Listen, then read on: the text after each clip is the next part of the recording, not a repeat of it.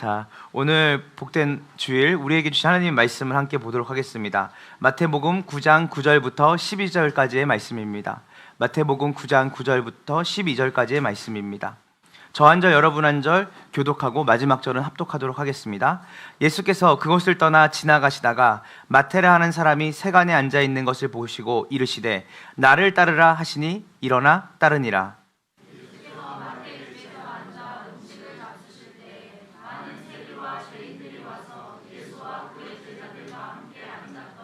바리새인들이 보고 그의 제자들에게 이르되 어찌하여 너희 선생은 세리와 죄인들과 함께 잡수시느냐.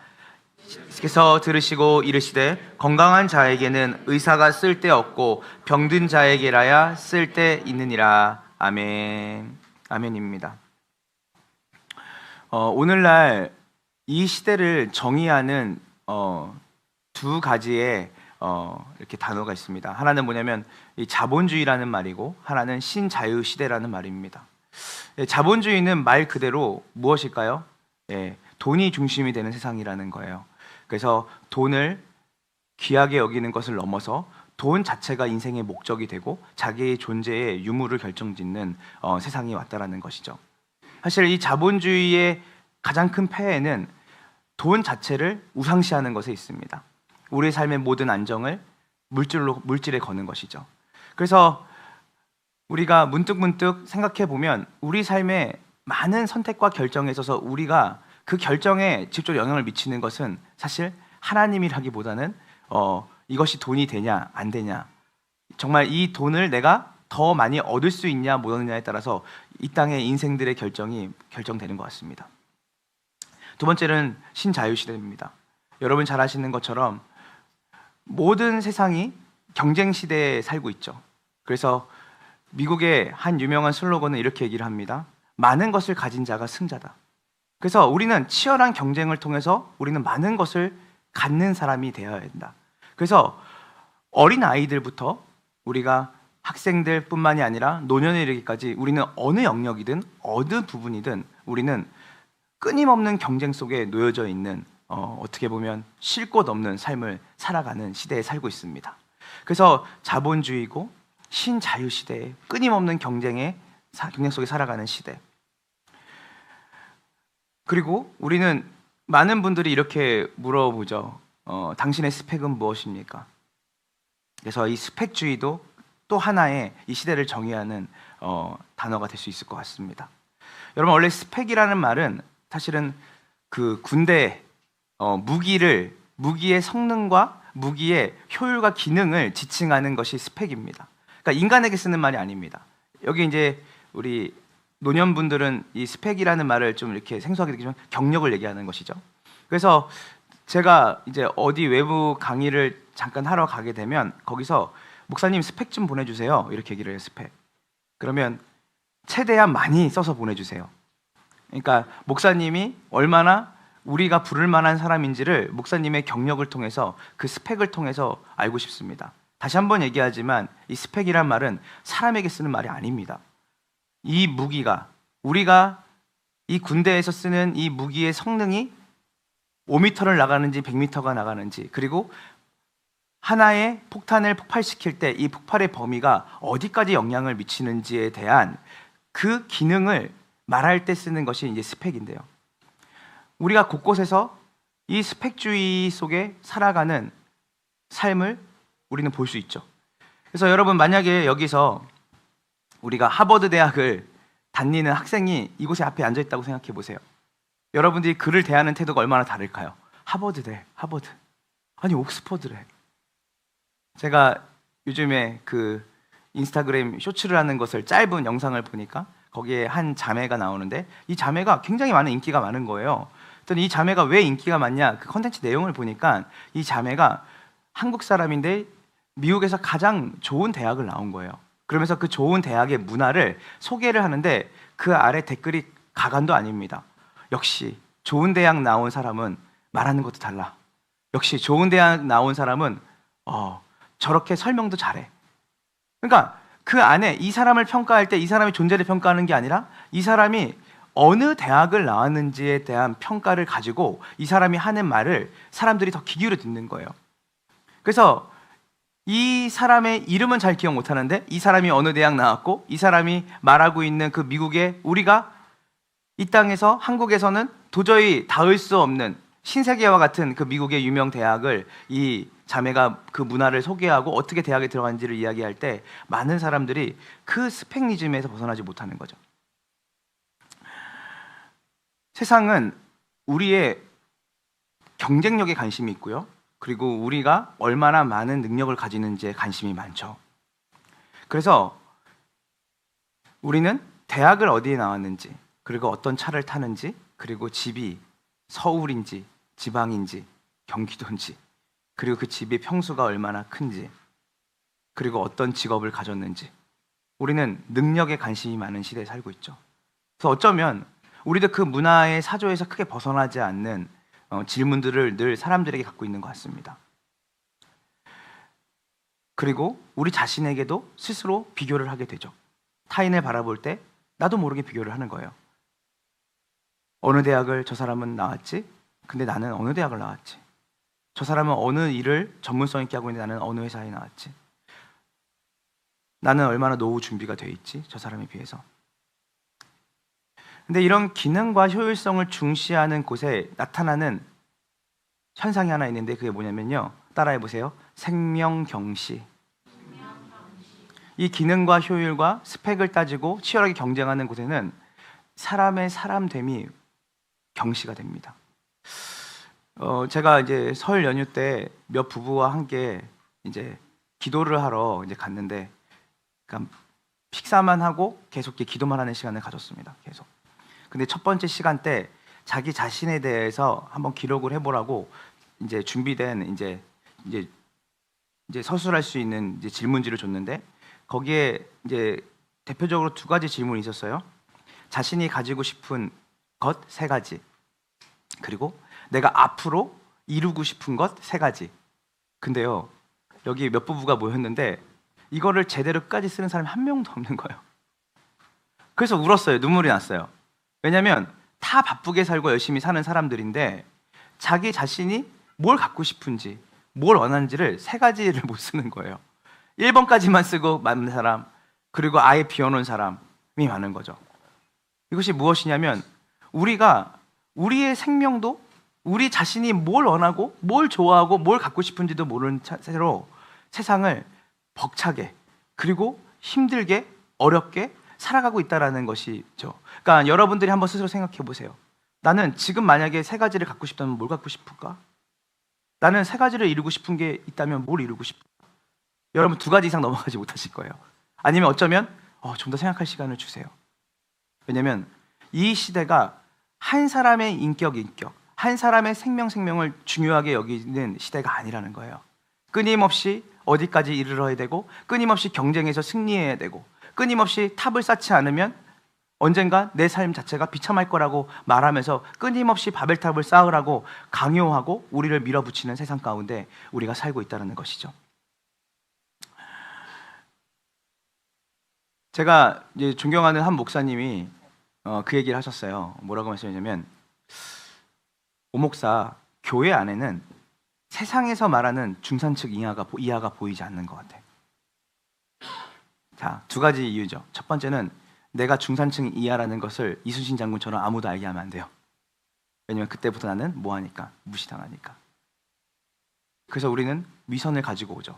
나는 그래도 좀 가지고 있다는 걸 보여주고 싶어 하고, 나는 내가 그 하층민이라는 것, 세상적인 기준의 하층민이라는 것을 조금이라도 보여주고 싶지 않은 그 안에 마음이 있는 거예요. 교회 안에서도. 그래서 셀 모임을 가든 어떤 교회 모임을 가면 거기서 잘된 것만 얘기한다는 거예요. 잘된 것만. 실제로는 중산층 이하라는 것을 나타내고 싶지 않은 것이고, 실제로는 중산층 이하의 삶을 사는 사람들은 점점 교회에서 보기 실제로 힘들다는 거예요. 그래서 어느 순간 교회를 보면 그냥 자기 밥벌이는 잘하는 사람들, 그래도 간간히 자기의 인생에서 성취와 보람을 느낄 수 있는 정도의 사람들이 모여서 같이 함께 예배를 드리는. 그래서 세상이 추구하는 그 가치가 교회 안에 고스란히 들어와서 우리 안에도 은혜가 아니라 조건으로 우리가 하나님을 대하고 우리 옆에 있는 지체들을 대할 때가 많다라는 것이죠. 근데 오늘 본문을 보면요, 세상의 초대, 세상의 부르심과는 전혀 다른 그 초대와 부르심을 우린 마주하게 되죠.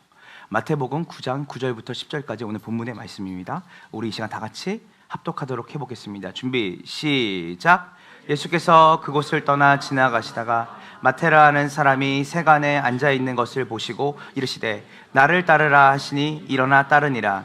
예수께서 마태의 집에 앉아 음식을 잡수실 때에 많은 세리와 죄인들이 와서 예수와 그의 제자들과 함께 앉았더니. 아멘. 예수님께서 누구를 부르시냐면요, 마태라고 하는 사람을 부르시는데, 그 마태라고 하는 사람의 정보가 뭐냐면 그 사람은 누구죠? 따라해 보세요. 세리. 자, 여러분, 지금 말하면 뭐 우리가 세무 공무원 같은 느낌일 줄 알겠지만 그렇지 않습니다. 이 당시는 로마가 유대를 다스렸을 때예요. 특히 유대인들은 자기들이 하나님의 백성이라는 그 민족주의적 색깔이 강했기 때문에 자기네 나라를 지배하고 통치하는 이방 사람들에 대해서 어떻게 생각했냐면 지옥의 불쏘시개만도 못하게 여겼어요. 근데 그 자기들을 압제하고 자기들이 그렇게 혐오하는 그 민족과 그 제국의 앞잡이로 동족들의 세를 걷는 사람들이 누구냐면 바로 이 로마의 정부가 임명한 세리였거든요. 그러니까 지금으로 따지면 우리가 생각해보면 그 친일 행위를 했던, 그 앞장서서 친일 행위를 했던 사람들이 누구였냐면 세리였다는 거예요. 근데 예수님이 길을 가서 지나가시다가 마테라는 사람이 세리가 앉아있는데 그를 보고 따르라고 했어요. 자, 보세요 여러분, 누구든지 손가락을 했던 그 존재가 바로 세리였는데, 세리라는 직업이었는데, 그 마테라는 사람을 주님이 뭐하죠? 부르세요. 여기에는 우리가 생각하는 일련의 어떠한 자격과 조건이 통용되지 않아요. 왜냐면 마태는 절대 하나님이시라면 마태는 그 자격과 조건에 부합되는 사람이 절대 아니에요. 왜냐면 나라를 팔아먹은 사람이고 나라를 빼앗긴 사람의 서름을 배제하고 자기의 이익과 유익을 위해서 로마의 앞제비로 세리를 했던 사람들이 대부분이었기 때문에 이 사람은 예수님이 복음 활동을 하시려면 이 사람만큼은 예수님이 부르시면 안 되는 사람이에요. 자, 여기서 세상의 부름과 다른 부름, 세상과 다른 초대가 이 안에 있는 거예요. 그것은 바로 뭐냐면 세상은 조건을 보고 오지만 주님은 자격과 조건이 없이 사람을 부르는데, 아니요, 더 우리가 깊이 생각해 봐야 되는 게 뭐냐면 오히려 자격과 조건은커녕 비난받고 손가락질 받는 사람을 부르신다는 거예요. 저는 이 부르심이 우리에게 굉장히 낯설죠. 제가 신앙생활하면서 가장 불편했던 건 뭐냐면 오히려 이 사람은 유학을 간대. 제가 신앙생활했던 여러 교회들에서 이 사람은 청년 때 그리고 그 젊은 시기 때 누가 유학을 간다 그러면 앞으로 불러요. 앞으로 불러서 엄청난 파송을 해줘요. 앞으로 이 사람은 세계적인 리더가 될 거고 앞으로 우리나라를 짊어지고 미래를 짊어지는 사람이 될 거라고. 그래서 이제 목에다가도 십자가 목걸이도 걸어주고. 제가 그런 것들을 굉장히 많이 봤어요. 보면 자라면서 어떤 마음이 있었냐면 맞아, 불편하지 않았어요. 왜 불편하지 않았냐면 세상도 그렇게 하니까 영재들을 키우고 그리고 좀 더 일반적인 사람보다 탁월한 사람들을 정말 해외 연수를 보내서 그 사람이 세계에 기여하게 만드니까. 근데 교회에서 그런 모습들을 제가 이제 자주 봤어요. 보면서 하나님이 쓰시는 사람들은 저런 사람을 쓰시는구나. 집이 잘 살고 좋은 대학 나와야 되고 가정이 평탄하고 그리고 해외에 갈 만한 재산과 그리고 그 어떤 전문성을 가진 사람. 그래서 목사님이 저런 사람을 축복해주고 내보내 주시는구나. 근데 우리 같은 사람, 나 같은 사람은 하나님이 쓰시기에는 약간 부적합할 수 있겠다 싶었어요. 그래서 저는 하나님이 쓰시는 사람을 생각할 때는 늘 어떤 사람을 생각했냐면 자격이 되고 조건이 되는 사람을 하나님 쓰신다고 했어요. 오히려 제가 불편했던 건 뭐냐면 가장 힘들고 어렵게 살아가는 삶, 그리고 미래가 보이지 않는 제 삶 가운데 하나님이 저를 사랑하신다라는 말 자체가 저한테 불편했어요. 왜냐하면 나는 그런 자격과 조건이 없다고 생각을 했거든요. 그리고 하나님께서 죄인들을 사랑하신다라는 말만큼 불편한 말이 없었어요. 왜냐하면 세상은 의인을 사랑하니까요. 세상은 가진 자들을 위해 주고 가진 자들을 박수 쳐주는 세상인데, 그래서 이 구원이라는 것이 굉장히 불편했던 이유는 뭐냐면 세상의 뿌리 깊은 그 문화, 조건을 통해서 부르고 초대하는 그 문화 안에 저는 들어갈 수 없는 사람이고, 그리고 일반적으로 대다수의 사람들은 들어갈 수 없다고 생각을 했어요. 그런데 오늘 이 부르심은 조건주의라는 시대 정신 안에서 벗어나는, 오히려 조건과 자격이 아니라 비아냥거리고 손가락질 받고 도저히 초대를 받을 수 없는 그 사람에게 예수님이 따라오라고 말씀하시는 거죠. 그 성경은 일관되게 우리에게 말하는 건 뭐냐면 하나님의 초대, 하나님의 부르심은요 우리의 조건에 있지 않다고 계속해서 성경 일관되게 얘기를 해요. 우리 로마서 5장 8절을 한번 다 같이 볼까요? 준비 시작. 그리스도께서 우리를 위하여 죽으심으로 하나님께서 우리에 대한 자기의 사랑을 확증하셨느니라. 자, 우리가 뭐였을 때?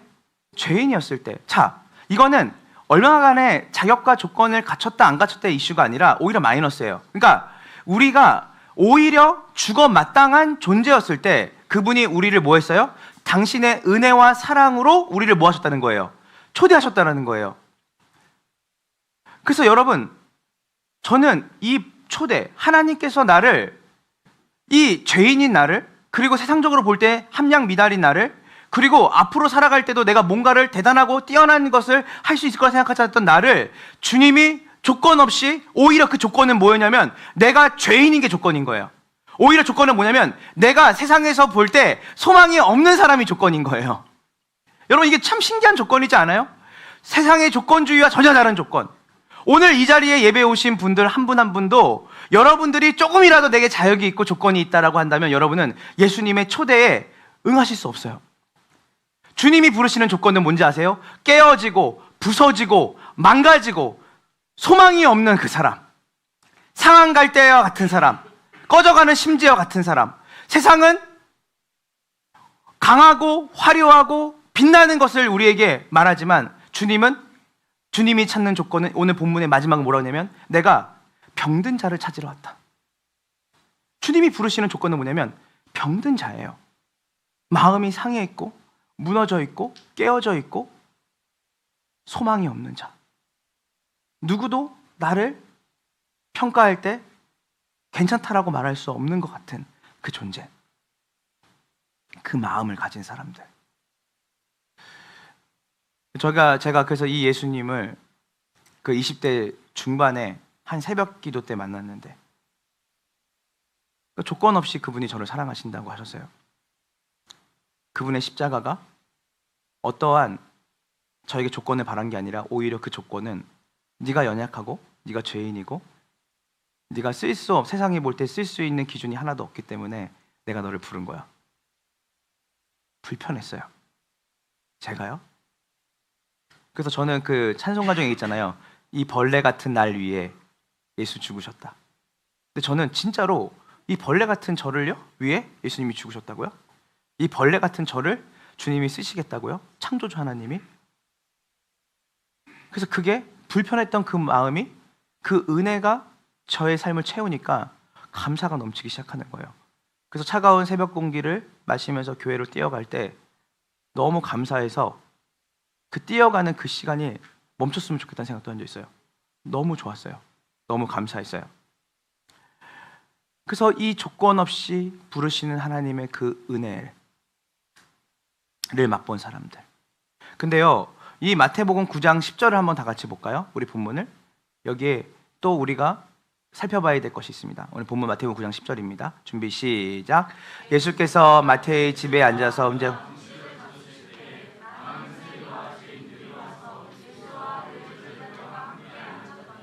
네, 여러분 이 10절을 멈춰주세요. 그 세계적인 신약 학자인 스캇 맥나이트라는 분이 있는데 그분이 쓴 책이 예수신경이라는 책이 있습니다. 이분은 신약자인데요. 이분이 거기서 의미 있는 말을 했어요. 예수는 죄인들이 서로 어울리는 공동체를 만들도록 식탁을 사용했다. 그래서 예수님의 사역 중에 우리가 의미 있게 봐야 되는 사역 중에 하나가 뭐냐면 예수님이 식탁 교제를 많이 하셨어요. 식탁 교제. 근데 이 식탁 교제의 특징이 있었어요. 이 식탁의 특징. 이 식탁에 참석하는 사람들이 어떤 사람이냐면 대부분 어떤 사람들이냐면 오늘 본문을 보면요. 예수님이 마태의 집에 앉아 음식을 잡수실 때에 많은 세리와 죄인들이 와서 예수와 그의 제자들과 함께 앉았더니 예수님의 그 식탁, 예수님이 함께 만들어 놓은 그 식탁 안에 참여하는 사람들의 특징이 뭐냐면 세리와 많은 죄인들이었어요. 여러분, 예수님의 향유를 부은 마리아도 당시 그 당시의 여자는 죄송하지만 인권 자체가 없었습니다. 그래서 남자와 같이 동등하게 대접받던 시대가 아니었어요. 고대 근동은 더 심했습니다. 재산 1호에 불과했어요. 근데 그 여인이 그 식탁에 와서 예수의 머리에, 예수의 발에 옥합을 깨트린 그 사건은 단순히 옥합을 깨트린 사건을 넘어서 그 식탁에 누구든지 올 수 있다는 것을 얘기하는 것이에요. 자, 여러분, 제가 류모세라고 하는 그 이스라엘 그 문화의 전문가 선교사님이 쓴 책을 이제 어제 읽었는데요. 그 책을 보니까 이 식탁, 이 유대인들이 생각했던, 이스라엘 사람들이 생각했던 이 식탁은요, 한번 따라해 보세요. 두 번째 성전. 그래서 이들은 그 식탁을 그냥 우린 밥 먹는 식탁으로 생각하지 않고 이 하나님이 예루살렘 성전에 있는 것처럼 우리가 함께 식사하는 이 자리도 성전이라고 생각했다는 거예요. 성전은 뭡니까? 하나님이 거하시는 곳이에요. 그래서 이 식탁에는 어떤 사람만 올 수 있냐면 자격이 되는 사람만 와야 돼요. 특별히 어떤 사람? 깨끗하고 정결한 사람. 그래서 정결 예식이 있거든요. 여러분 요한복음 2장을 보면요, 물이 변하여 포도주가 되는 사건이 있어요. 근데 그때 물을 포도주로 바꿀 때 그 물을 담아놓은 그 항아리가 어떤 항아리냐면 정결 물을 담아놓는 거예요. 정결 예식을 위한 물. 그래서 사람들이 막 길을 다니다 보면 그 당시에 부정한 사람들이 있거든요. 그러니까 구약 율법에 이 사람이 하나님이 기뻐하지 않은 행동을 하면 그 사람과 몸을 스치거나 그 사람이 만졌던 물건을 만지거나 하면 뭐예요? 부정해지는 거예요. 그러니까 잔치자리나 이런 데 올 때 이 사람이 부정한지 아닌지 모르잖아요. 그러니까 뭐예요? 들어올 때 그 항아리에 있는 물을 적셔가지고 이 사람 몸에 뿌렸다고요. 뿌렸어요. 깨끗하게 하는 예식을 한 거예요. 그래서 이 식탁에는 누가 들어올 수 있냐면 너 깨끗하게 살았어?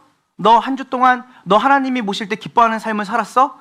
이 식탁은 단순히 밥 먹는 식탁이 아니라 어떤 식탁? 거룩하신 하나님이 계신 곳이고 그분 안에서 교제하는 거기 때문에 아무나 이 식탁에 들어올 수가 없어. 그래서 이 식탁에서 대화 나누는 내용은 어떤 내용이었냐면요, 대부분 전통을 이야기하고 싶었어요. 야, 우리가 같은 부류끼리 만나서 같은 부류끼리 밥을 먹는 거야. 어떤 사람들? 거룩한 사람들. 어떤 사람들? 진짜 우리의 삶에 죄를 짓지 않고 우리가 깨끗하다고 생각하는 사람들만 모여야 돼. 그래서 이들은 철저하게 이 식탁을 포용이 아니라 배제로 놔뒀거든요. 그래서 누구는 절대 들어오면 안 돼. 세리들, 여러분 삭개오의 집에 예수님이 말했죠. 삭개오야. 삭개오는 세리장이었거든요. 아까 말했지만 세리에 대한 설명했잖아요. 삭개오야, 내가 너네 집에 머물겠다는 말은 뭐냐면 그냥 여러분 그냥 그 자리에 있는 게 아니라 내가 너와 함께 식사하겠다는 의미예요. 삭개오가 어떻게 해요? 황송해 하잖아요. 왜냐면 삭개오는 식탁에 낄 수가 없었거든요. 세리장들은 낄 수가 없어요. 왜냐면 태생부터가 그렇게 할 수가 없어요, 이 사람들은.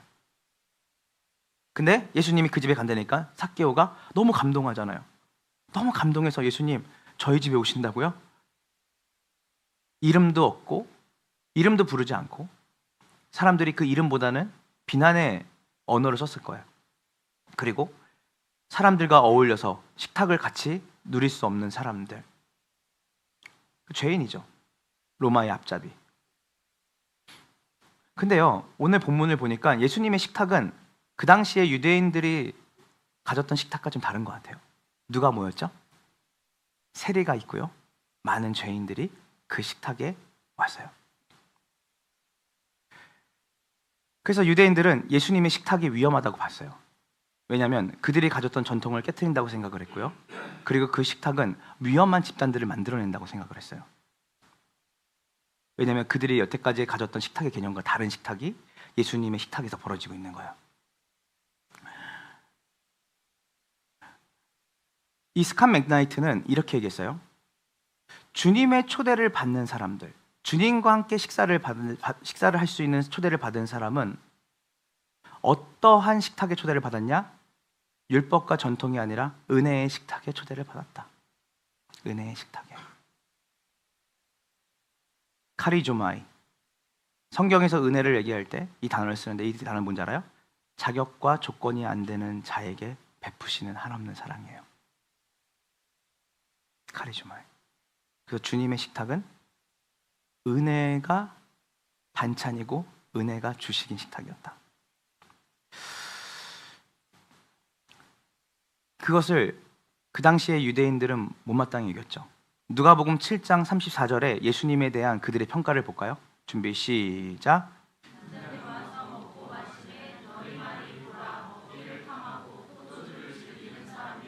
세리와 죄인의 친구로다. 자, 예수님에 대한 평가예요. 저 사람은 왜 이렇게 잘 먹어? 왜 이렇게 식탁 교제를 많이 해? 저 사람은 진짜 밥 먹으러 다니는 것 같아. 그래서 뭐라냐면 예수님 보고 먹기를 탐하고 포도주를 즐기는 사람이에요. 그러니까 먹보라는 거예요. 예수님의 가장 중요한 사역 중에 하나가 뭐냐면 먹는 거였어요. 먹는데 누가 그 멤버들이었냐면 세리와 죄인들이었어요.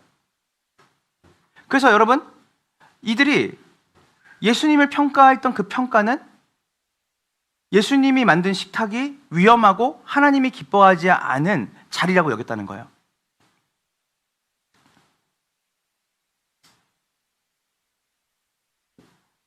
이 유대인들의 그 식탁 초대는 이렇게 얘기했다고 해요. 만약 당신이 정결하다면 나와 함께 밥을 먹을 수 있습니다. 그러나 그렇지 못하다면 깨끗이 정결 내식을 하고 들어오라. 다시 한번 얘기하면 이릅니다. 당신이 깨끗하지 않으면 나와 함께 밥을 먹을 수 없습니다. 그러나 여러분이 깨끗해지기 위해서 정결 예식을 치르고 와서 우리 모두에게 증명할 수 있는 그 근거를 대면 이 자리에 들어올 수 있습니다. 근데 이에 반해 예수님의 식탁은 당신이 깨끗하든 깨끗하지 않든 상관이 없다. 나와 먹을 수 있다. 여기에 중점은 뭐냐면 깨끗하든 깨끗하지 않든 조건이 없는 거죠. 나와 함께 밥을 먹을 수 있다. 여기 뒤에 뭐라고 우리가 얘기할 수 있냐면 그리고 덧붙이는 말이에요. 내가 당신을 깨끗하게 할 수 있다. 우리가 마가복음 5장 25절 29절을 보면요, 혈루증 걸린 여인이 나오거든요. 근데 여러분, 이 혈루증은요, 그 율법 중에 뭐냐면 유출병이라는 게 있어요. 그러니까 피가 계속 하혈을 하는데 멈추지 않는. 근데 이 유출병에 걸린 사람은요, 어떻죠? 이 사람이 만지는 모든 것들이 모아지는 거예요. 부정해지는 거예요. 그래서 이 사람은 사람과 접촉하면 안 돼요. 근데 이 여인이 어땠죠? 누구 뒤에 와서 슬며시 자기의 병을 고치기 위해서 누구의 옷자락을 잡았죠? 예수님의 옷자락을 만졌어요. 여러분 보세요. 부정한 것은 부정하게 만드는 거예요. 원래 부정한 것은 만지는 것마다 닿는 것마다 부정하게 만드는 거예요. 그런데요, 부정한 여인이 예수님을 잡았는데 예수님은 조금도 부정해지지 않고 누가 깨끗해졌죠? 그 여인이 깨끗하게 나음을 받았죠. 예수님의 식탁은 깨끗함 정결을 요구하는 식탁이 아니에요. 그분이 만들어 놓으신 정결을 맛보는 곳이에요. 누구든지 이 식탁 안으로 들어온다면 차별 없이 마음껏 배부르게 은혜를 누릴 수 있다. 마음껏 은혜를 누릴 수 있다. 기억이 나요. 주님이 저를 부르셨을 때, 야, 네가 예수다 뭐다. 그렇게 저는 나의 구원자다. 내가 너를 사랑한다. 맞아요, 얘기 들었어요. 근데 제가 이 본문을 계속 묵상하면서 주님이 저를 어떻게 초대했는지를 알겠어요. 나랑 같이 밥 먹을래? 너가 많이 배고파 보이는구나. 네 오늘 하루 종일 밥 한 끼도 안 먹은 것 같구나. 네가 살면서 제대로게 배부르게 먹어본 적이 없는 거구나. 나랑 같이 밥 먹을래? 제가요? 제가 일단은 옷이 준비가 안 됐고, 저는 유학을 갈 만큼 머리가 좋지도 않고요. 저는 자격과 조건이 되지 않는데요. 그래서 초대하는 거야. 내가 약하고 상하고 깨어지고 도저히 죄를 벗어날 수 없는 그 죄인된, 모든 사람이 죄인이라 했잖아요. 그들을 위해 내가 왔다. 병든 자들을 위해 왔다. 배고픈 자를 위해 왔다. 그래서 기억이 나요. 그 차가운 새벽 공기 맞으면서 교회에 앉으면 너무나 배부르게 그 은혜의 밥상을 먹었던 기억이 나요. 너무 배부르게. 내가 정결해서 그 식탁에 가는 게 아니라 내가 어떠한 사람이든 존재든 상관없이 정결케 하시는 그분이 그 자리에서 저를 호스트해 주셨죠.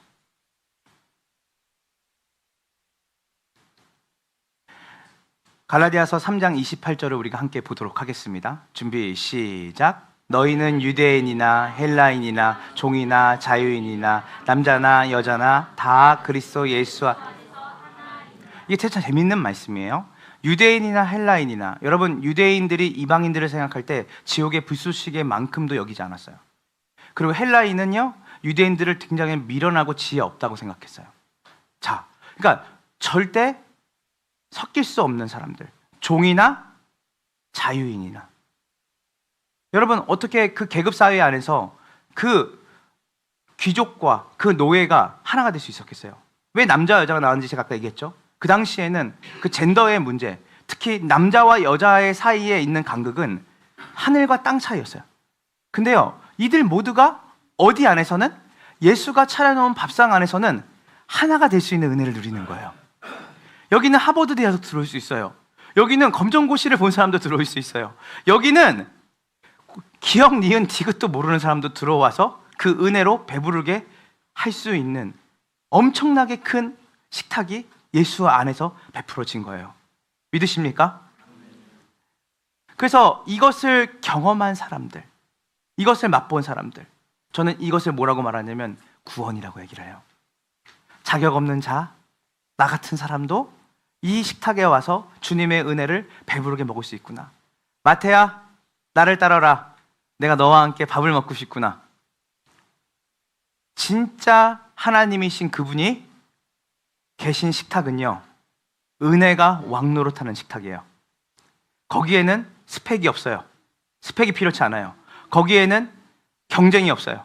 거기에는 돈을 가진 사람이 왕이 되는 데가 아니에요. 누구든지 값 없이, 누구든지 조건 없이, 그 자리에서 차별 없이 모두가 그 은혜로 배부를 수 있는 식탁이 우리 가운데 이미 예수님을 통해서 경험된 줄 믿습니다.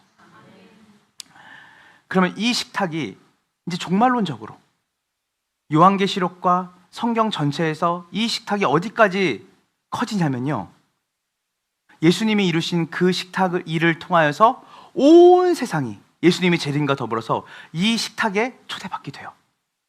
자, 우리 이사야서 25장 6절부터 8절을 볼 텐데요, 우리 함께하는 교회 양육받으신 분들 기억하시죠? 원근 통시법. 그래서 이사야서를 보면 이게 뭐냐면 주님께서 그 시대에 회복할 하나님의 밥상을 얘기하시고 은혜로, 그리고 동시에 이 하나님 나라의 성취가 예수님으로 오면서 어떻게 해요? 부분적으로 우리 가운데 보여지는 거예요.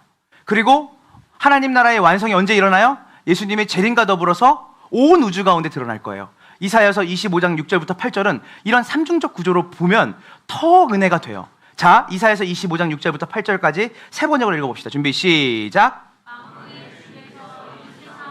민족을 시온산에 부르셔서 풍성한 잔치를 베푸실 것이다. 기름진 것들과 오래된 포도주, 제일 좋은 살코기와 잘 익은 포도주로 잔치를 베푸실 것이다. 또 주님께서 이 산에서 모든 백성이 걸친 수의를 찢겨서 벗기시고 모든 인족이 입은 수의를 벗겨서 없애실 것이다. 주님께서 죽음을 영원히 멸하신다. 주 하나님께서 모든 사람의 얼굴에서 닦아주신다.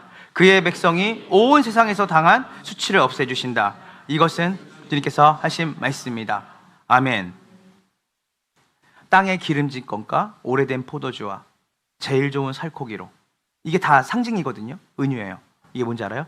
예수 그리스도께서 우리에게 주신 구원이에요. 자, 그래서 예수님이 이 언약, 이 선지자에게 주신 하나님의 그 약속을 누가 먼저 보이시죠? 이 언약의 성취자이신 예수님이 복음서에서 뭐예요? 끊임없이 이 식탁을 차리시는 거예요. 허기지고 영적으로 배고프고 갈 곳이 없는 사람들이, 세리와 죄인들이 몰려들어요. 식탁 안에. 거기에는 오래된 포도주와 기름진 땅이 있고 살코기가 잔뜩 있어요. 그리고 그들의 죽음을 상징하는 그 수의를 찢어버리시고 주님이 생명과 부활의 옷으로 그들에게 소망을 주는 식탁이 그들에게, 예수님과 만나는 자들에게 펼쳐지는 것이에요. 그리고 이것이 궁극적으로 온전히 온 우주적으로 성취되는 날이 올 겁니다. 계시록 19장 7절부터 9절을 한번 보겠습니다. 준비 시작. 기뻐하고 즐거워하며 하나님께 영광을 돌리자. 어린 양의 혼인날이 이르렀다. 그의 신부는 단장을 끝냈다. 신부에게 빛나고 깨끗한 모시옷을 입게 하셨다. 이 모시옷은 성도들의 의로운 행위다. 또 그 천사가 나에게 말하였습니다. 어린 양의 혼인잔치에 초대를 받은 사람은 복이 있다고 기록하여라. 그리고 아멘. 계시록에, 이 계시록 19장이 원래 사실은 계시록의 끝이거든요. 20장은 계시록 1장부터 19장까지의 내용을 한 폭의 드라마로 다 남겨놓은 거예요. 그래서 19장의 인생의 종말에 뭐가 있어요? 주님 재림과 함께 혼인잔치가 있어요. 이게 이사야서의 말씀의 궁극적인 그 하나님 나라의 식탁의 완성이에요. 모든 민족이 모일 거예요. 그때에는 자격과 조건과 스펙을 얘기하고 자유시대의 쓰임없는 경쟁을 말하는 이 시대의 사조와 전혀 다른, 은혜가 왕노릇하고 은혜의 왕이신 그분이 차려놓은 밥상이 온 세상 가운데 가득하게, 땅에 기름진 것으로, 그리고 오래된 포도주로, 그리고 풍성한 살코기의 배부름에, 그 하나 다 은유죠. 하나님의 풍성한 사랑과 은혜가 온 우주로 경험되는 식탁이 우리 가운데 예수를 통해 이미 이루어지기를 약속을 하셨고, 그리고 이루어질 줄로 믿으시길 간절히 소망합니다. 그래서 우리가 이 식탁을 맛보고 이 식탁을 경험한 사람들이 궁극적으로 꿈꾸는 이 우주적 온 세상이 이 식탁 아래 초대받아서 우리와 함께 그 풍성하고 부요한 하나님의 그 식탁을 대접받는 그 날이 올 거라는 것을 우린 갖게 돼요. 자, 우리 말씀 하나 보도록 하겠습니다. 사도행전 2장 17절입니다. 사도행전 2장 17절입니다. 자, 이제 성령이 오시면 어떤 일이 벌어지는지에 대해서 성경은 얘기하고 있죠. 사도행전 2장 17절 제가 읽겠습니다. 하나님께서 말씀하신다. 마지막 날에는 나는 내 영을 모든 사람에게 부어주겠다. 너희의 아들들과 너희의 딸들은 예언을 하고 너희의 젊은이들은 환상을 보고 너희 늙은이들은 꿈을 꿀 것이다. 여기서 많은 2단, 3단, 4단, 8단까지 나왔습니다. 여러분, 마지막 날이라는 찬양 아시죠? 마지막 날 자녀들은 약간 부흥사가 된 기분인데요. 자, 청년들은 환상을 보고 늙은이들은 꿈을 꿀 것이다. 여기서 예언, 환상, 꿈은요 똑같은 뜻이에요. 다른 게 아니에요. 누구는 꿈을 꾸고 예언 못하는 게 아니에요. 이게 뭐예요? 다 미래적으로 하나님이 완성하실 것에 대한 그 목적에 대해서 같은 꿈을 꾸게 된다는 거예요. 같은. 이게 뭔지 아세요?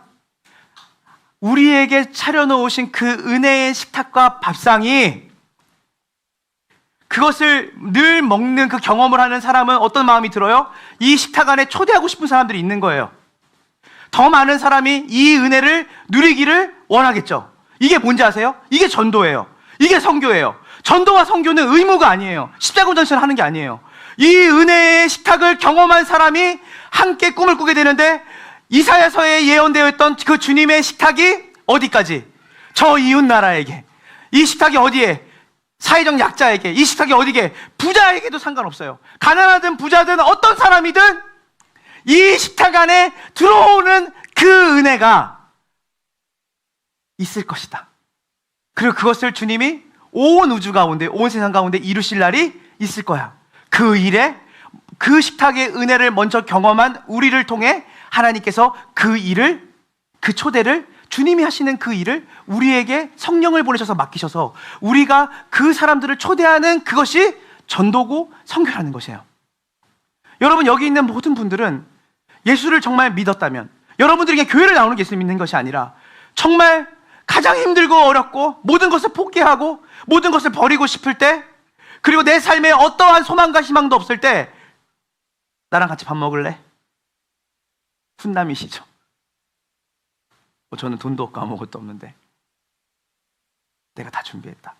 저는 심지어 몸도 더러운데요, 내가 너를 깨끗하게 씻기겠다.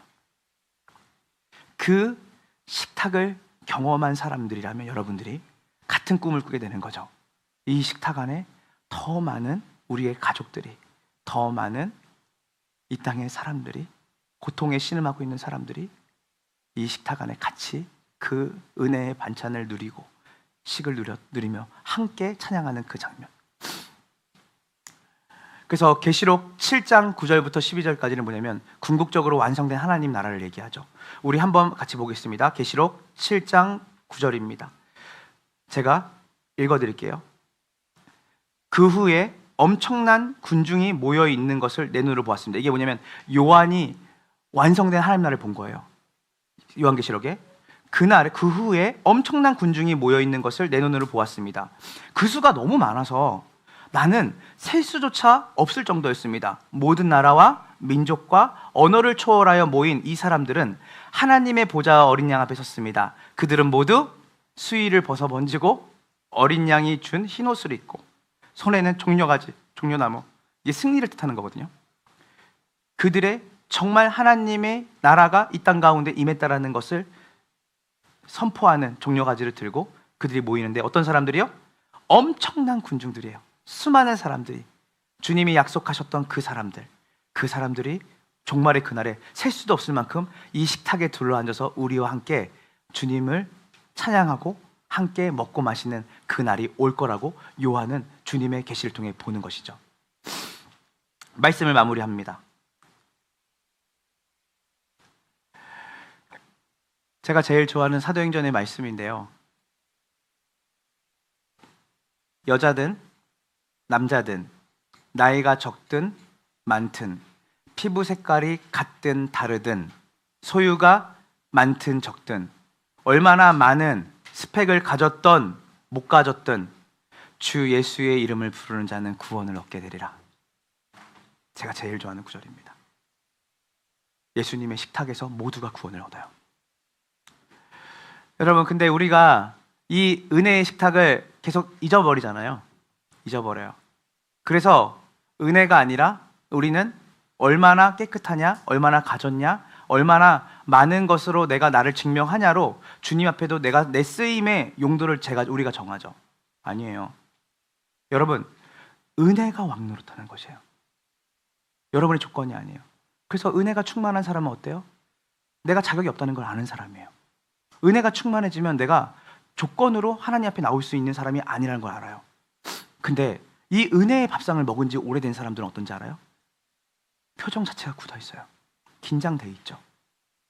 그리고 이 사람들은 남과 계속 비교를 해요. 스스로 열등감을 가져요. 자기 판단을 중심으로 살아요. 근데 그래서 대화를 나눠보면 이 안에 하나님의 은혜가 이 사람에게 오랫동안 경험되지 않았다는 거 알아요.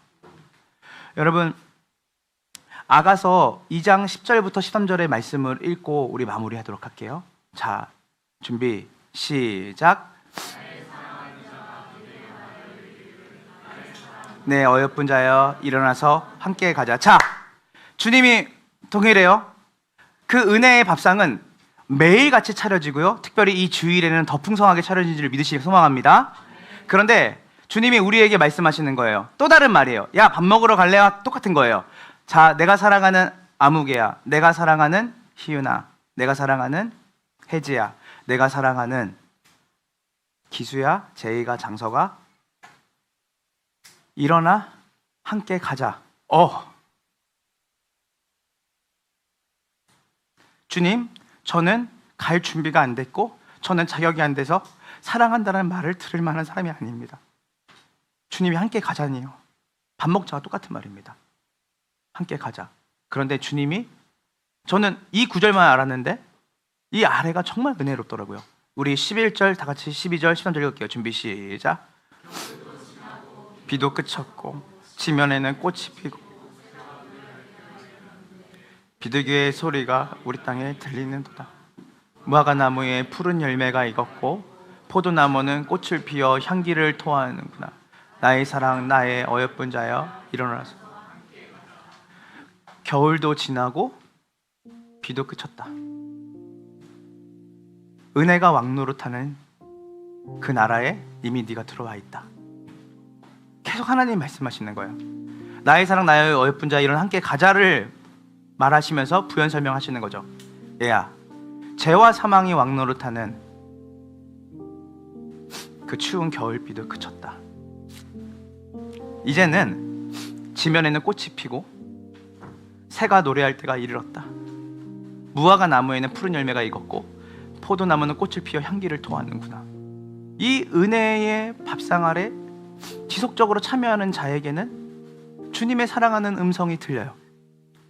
그래서 그는 소망을 얘기해요. 한 주 동안 겨울로 지냈는데 주님이 따뜻한 밥을 내어놓으면서 얘야, 겨울이 지났다. 이제 무화과 나무에 열매가 맺혀지고 이제 비도 그쳤다.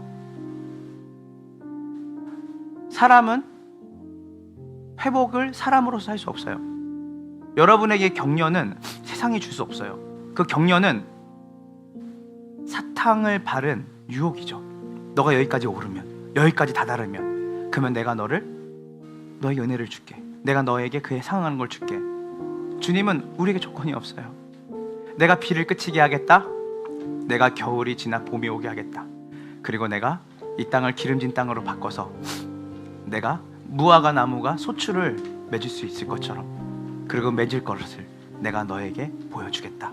다 누가 하시는 거죠? 마지막에 하나님의 말씀이다. 나의 사랑하는 자야, 나와 함께 일어나 함께 가자. 저는 이 복된 주일 검단 함께하는 교회 모든 성도들이 이 은혜의 밥상에 초대를 받고 주님과 함께 은혜로 배부르게, 여러분 나갈 때 배부르게 나가셔야 돼요. 그래서 성찬은 어떤 의미인지 아세요? 성찬은 신분과 상관없어요. 가진 것과 상관없어요.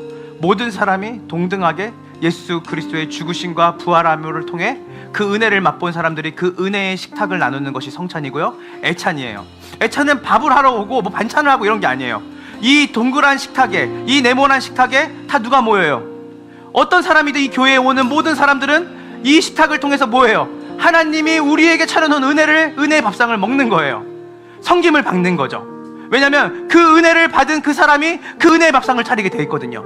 저는 이 지역에 나아가서 하나님 이 나라에 하나님 이 은혜가 왕노릇하는 세상을 맛보기 원하고 경험하기 원하는 사람들이 온 세상의 천지인데, 하나님 그들에게 진정한 은혜의 밥상을 배부르게 차려서 먹일 수 있는 저희 교회, 그리고 여러분의 일상의 삶 속에서, 여러분의 가정 안에서, 여러분의 이웃들에게, 여러분의 삶에서 너는 어떻게 이렇게 많은 넉넉함과, 너는 어떻게 이렇게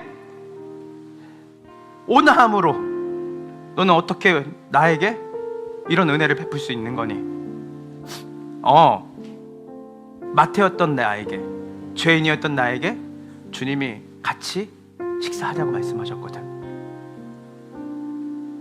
정결 예식을 요구한 게 아니라 내가 너를 정결하게 하겠다라고 하는 주님의 은혜가 내 삶에 부어졌기 때문에 나도 그 은혜로 너에게 갈 수 있는 것이야. 오늘 이 시간 곡조 있는 기도로 주님께 찬양 올려드릴 때 여러분 안에 있는 그 은혜 없음이 왕노릇하는 그 삶에서 다시 밥상을 드셔야죠. 살코기를 드셔야죠. 그리고 기름진 것으로 먹으셔야죠. 다시 그 하나님의 풍성한 은혜와 사랑을 여러분들이 오늘 이 예배를 통해서, 성찬을 통해서 누리셔야죠. 그래야 여러분들을 통해서 그 은혜의 식탁이, 규모가, 넓이가 여러분의 일상과 삶 속에서 커져나갈 거니까요. 오늘 그 하나님, 그 은혜를 마음껏 내가 누리고 먹기 원합니다. 그래서 우리 이 시간 이 찬양 부를 때 우리 곡조 있는 기도로 주님 앞에, 주변 사람 인식하지 마시고 여러분이 할 수 있는 그 전심으로 우리 주님 앞에 찬양하며 나아갑시다.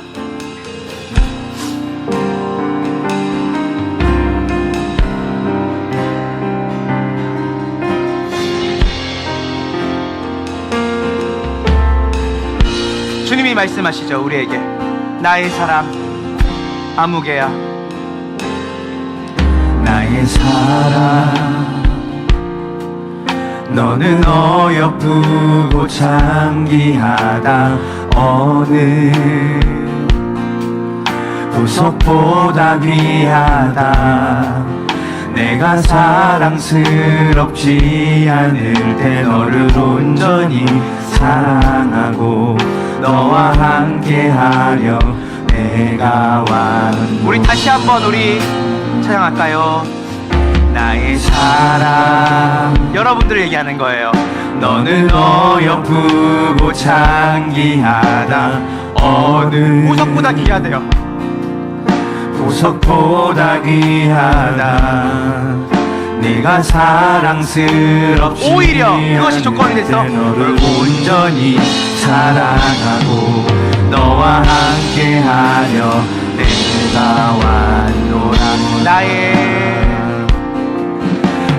사랑 그 사랑은 이 사랑은 결코 변치 않아 모든 계절 돌보시네 푸른 마르고 꽃은 시드나 주의 말씀은 진실해 실수가 없으신 주만 바라라. 오늘 이 시간 주님의 나라와 뜻이 나의 삶 속에 임하시며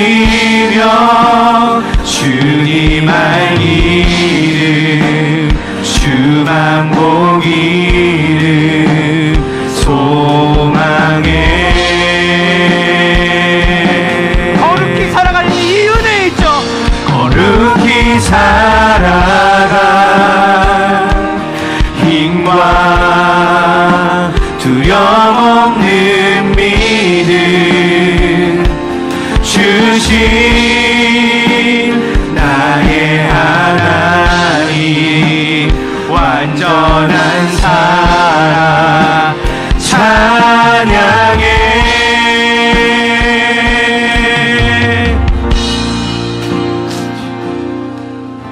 우리 이 시간 다 같이 합심해서 기도했으면 좋겠습니다. 두려움 없는 그 용기, 거룩하게 살아갈 그 힘, 왜 우리에게 없을까요?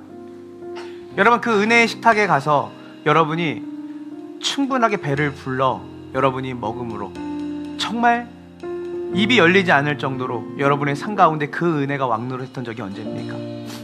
형식적으로 주일 예배를 드리는 걸 넘어서 진짜 그 예배 때문에 눈이 아프고 눈이 아플 정도로 눈물이 나고 뭔가 기도도 하기 전에 정말 마음에 주님이 나를 그렇게 사랑하셨지, 주님이 나에게 그런 은혜로 나를 부르셨지, 얘야 날이 춥다, 이제는 비가 그칠 거다, 이제 추운 겨울이 지나고 봄이 올 거다, 이 기름진 음식들을 먹어라, 이 은혜를 누려라. 오늘 이 시간 우리에게 주신 하나님의 은혜를 기억하고 오늘 또 기도를 할 때 하나님, 그 은혜의 밥상을 내가 매일같이 먹는 사람이 되기 원합니다. 그 은혜의 밥상에 참여하는 사람이 되기 원합니다. 마태와 같은 나, 세리와 같은 나, 그리고 그 죄인된 나, 궁극적으로 온 우주에 가득한 이 하나님의 풍성하신 식탁의 은혜를 내가 전하는 자가 되기 위해서는 먼저 이 식탁을 늘 누리며 경험하는 자로 살아가기 원하오니, 하나님 오늘 이 복된 주일에 하나님이 차려놓은 진수성찬의 그 풍성하신 하나님의 은혜를 맛보고 누리는 자로 하나님 회복되어지는 이 검단 함께하는 교회 주일 예배 은혜의 식탁이 될 수 있도록 하나님, 우리 사랑하는 성도들이 이 안에서 주님이 베푸신 그 은혜를 풍성히 먹고 배부르게 먹고 하나님 이들의 일상으로 돌아갈 수 있도록 은혜를 주시옵소서.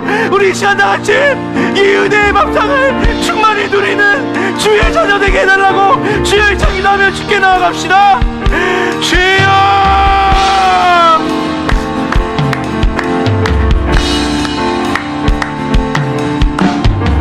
오 하나님, 그렇습니다. 하나님, 땅에 기름진 것으로, 하나님 그 오래된 포도주로, 하나님 가장 좋은 고기로, 하나님 이 사연은 예수님을 통해 우리에게 주시는 은혜의 풍성함을 설명했습니다. 나와 함께 그 은혜의 식탁에 가자.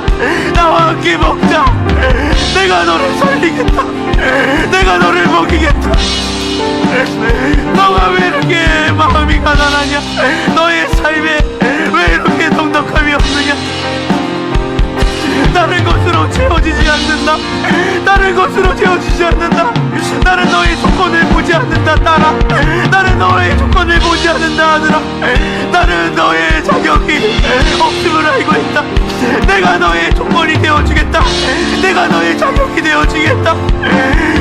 비도 그치고 겨울도 지나 나의 사랑, 나의 어여쁜 자야, 일어나 나와 함께 가자. 일어나 나와 함께 가자. 무화과 나무에 소출이 가득 열리고 비둘기 소리가 하늘에 우렁차게 짓는다.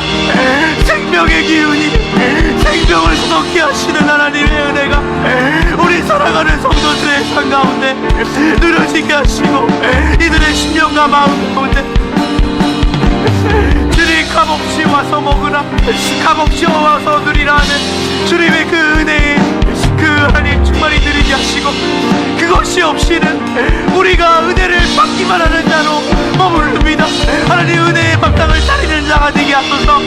하나님 나의 자녀들에게, 나의 남편에게, 너는 나의 친구들에게, 지인들에게 그 은혜의 밥상을 차리고 그들을 초대할 수 있는 우리의 일상이 되기 원합니다. 하나님 그 은혜 우리에게 주시옵소서. 주시옵소서.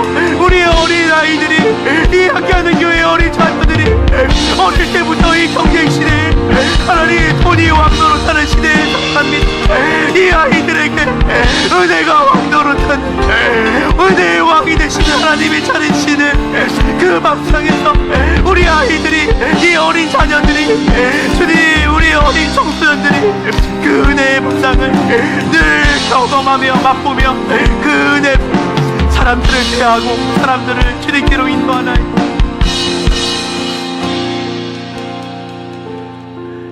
오 하나님 감사합니다. 마태와 같은 나, 죄인인 나 하나님 부르셨습니다. 너무나 불편했습니다. 내가 뭐가 잘난 게 있다고, 우리가 뭔가 가진 게 뭐가 있다고 주님이 우리를 부르셨을까? 우리는 여전히 전통적인 유대인들의 사고로 주님의 초대의 식탁을 부인하고 불편해합니다. 주님이 말씀하십니다. 너가 깨끗하든 깨끗하지 않든 상관없다. 내가 너를 깨끗하게 한다. 그 조건은 너에게 있지 않다. 내가 너의 조건이 되겠다. 너에게 그 자격이 있는지 없는지가 중요한 게 아니라 내가 그 자격을 너에게 주겠다. 이 은혜의 밥상 앞에 충분하게 먹고 배부르게 쉬다 가거라. 수많은 죄인들이 예수님이 가는 곳곳마다 그분이 차려놓은 식탁에서 전통과 율법을 얘기하고 얼마나 자기가 잘났는지를 얘기하는 그 식탁 문화를 벗어나서 죄인들도 그 사랑과 자비의 밥상 앞에 자신의 삶을 돌이키고 주님의 제자가 되어지고, 내가 가지고 착복한 것이 있다면 몇십 배라도 내놓겠다고 했던 삭개오의 고백이 그 은혜의 식탁에서 나왔습니다. 하나님, 우리 사랑하는 검단 함께하는 교회 성도들의 삶 가운데 이 은혜의 밥상을 늘 주님께서 차려놓은 은혜의 식탁을 누리는 복을 누리게 하여 주시옵시고, 그 은혜의 밥상으로 배부른 자들이 이들의 일상의 곳곳에서 이들과 마주치는 사람들에게 이 은혜의 식탁을 마련하고 초대함으로 그들이 이들을 통하여서 하나님의 은혜를 경험할 수 있도록 인도하여 주시옵소서. 궁극적으로 우리에게 한 소망이 있습니다. 그것은 온 우주적으로 예수 그리스도가 다시 오실 때 하나님의 식탁이 온 세상에 깔리는 그날이 올 것입니다. 그때 하나님, 우리와 피부 색깔이 다르고, 하나님 그때 우리와 문화가 다르고 우리가 쓰는 언어가 다른 모든 사람들도 예수 그리스도의 은혜로 말미암아 그분의 십자가의 구속의 은혜를 믿고 따르는 모든 자들이 그 가장 크고 아름다운 식탁에 다 둘러앉아서 흰옷을 입고 주님의 은혜를 노래하는 날이 올 것입니다. 주님, 그 소망이 우리에게 있습니다. 그렇기 때문에 우리가 전도하고 선교를 합니다. 하나님, 그 식탁이 가짜가 아니라 진짜가 있다는 것을 확인하기 위해 성찬을 하고 애찬을 합니다. 하나님, 우리 함께하는 교회 모든 성도들의 행위가 종교 행위가 아니라 생명의 행위가 되게 하시고 사랑의 씨앗이 이들 가운데 열매를 맺는 참된 존재적인 열매로 이 성찬과 애찬과 이 예배가 드려질 수 있도록 인도하여 주시옵시고, 더불어 가장 중요한 일상의 예배가, 일상의 은혜의 식탁이 이들 가운데 회복되어지는 복된 한 주간이 될 수 있도록 인도하여 주시옵소서. 오늘 우리가 드린 모든 기도를 주님이 들으셨고 주님이 우리를 긍휼히 여기시며 우리에게 기도한 그대로 우리의 삶 가운데 주의 은혜의 식탁을 차려주실 줄 믿습니다. 그리고 그 은혜의 식탁 안에 하나님, 우리가 풍성하게 배불리 먹을 수 있도록 주께서 이미 우리 가운데 응답하신 줄로 믿습니다. 감사드리며 은혜의 왕이신 우리 구주 예수님의 이름으로 간절히 기도합니다. 아멘. 이 시간은 성찬 예식을 하는 시간입니다. 우리 함께 기도하도록 하겠습니다. 주님, 이 시간 우리가 예수 그리스도의 죽으심을 기억하고 그분이 이루신 그 일을 근거로 해서 하나님 예수님의 그 십자가의 놀라우신 은혜와 능력이 우리에게 온 우주적으로 회복될 하나님 나라의 식탁을, 하나님 나라의 그 아름다운 잔치를 예배해 놓으신 줄로 믿습니다. 이 성찬을 통해서 우리가 그리스도 예수 안에서 하나됨을 다시 한번 확인하게 하시고, 그리고 예수님의 죽으심과 부활하심을 통해 이루신 은혜의 식탁을 풍성하게 맛보는 복된 시간 될 수 있도록 인도하여 주시옵소서. 감사드리며 예수님의 이름으로 기도합니다.